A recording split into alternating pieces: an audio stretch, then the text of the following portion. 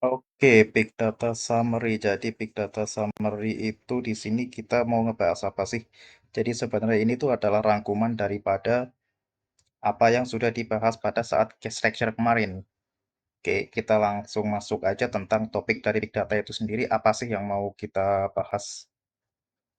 Nah, yang mau dibahas itu poin-poinnya adalah ada volume, ada variety, ada velocity, lalu ada visualization. Nah, volume itu sendiri apa sih di Big Data? Ya, jadi kalau ngomongin volume itu sebenarnya ya ngomongin jumlah. Jadi jumlahnya itu gimana sih, baik atau dikit. Dikarenakan untuk jumlah itu sendiri nanti kan bisa mewakili untuk dari penelitian itu sendiri. Jadi contoh data apa aja sih yang bisa digunakan untuk penelitian di Big Data, khususnya kalau ngomongin volume ya, terkait dengan banyak dan sedikitnya data itu sendiri. Nah, itu datanya meliputi riwayat belanja pada merchant, lalu ada sekumpulan nota pembelian, lalu ada pola kehadiran pada sistem presensi dari institusi pendidikan. Oke, kita lanjut ke variety di Big Data. Nah, variety ini apa sih sebenarnya? Jadi variety itu sebenarnya kita membicarakan tentang variasi atau tipe data yang didapati volume data yang telah dikumpulkan. Jadi masih terkait sama volume. Jadi di awal tadi kan kita bahas tentang volume yang dimana itu data ya awalnya kita kumpulin dengan jumlah yang cukup banyak.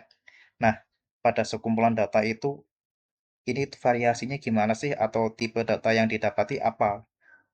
Nah, untuk contohnya sendiri, untuk contoh tipe data itu ada data terstruktur, semi terstruktur, dan data tidak terstruktur.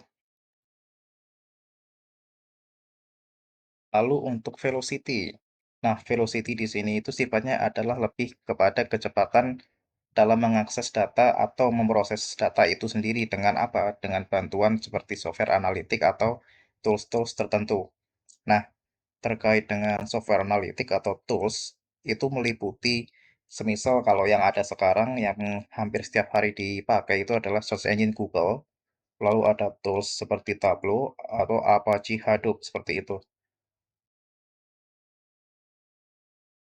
Lalu untuk visualization in big data, jadi yang terakhir ini di sini kita ngebahas tentang visualisasi. Jadi data itu sendiri kan sifatnya dibuat untuk dipahami oleh siapa? Oleh manusia. Nah, ketika manusia ini ingin memahami data, cara paling gampang gimana sih setelah datanya itu diolah? Ya, setelah diolah datanya itu pasti akan divisualisasikan untuk apa? Untuk membuat siapa saja yang melihat itu menjadi paham dan bisa membuat sebuah action atau untuk membuat policy seperti itu. Karena mengingat data ini kan berupa alat bantu yang apa? Yang nanti itu bisa memunculkan insight gitu. Nah, terkait dengan visual itu sendiri, contohnya apa sih? Nah, ini contohnya itu menggunakan tabel dalam Excel seperti itu, atau membuat tampilan diagram seperti pie chart, bar chart, atau donut chart seperti itu. Oke, sampai sini topik kita sudah selesai. Terima kasih.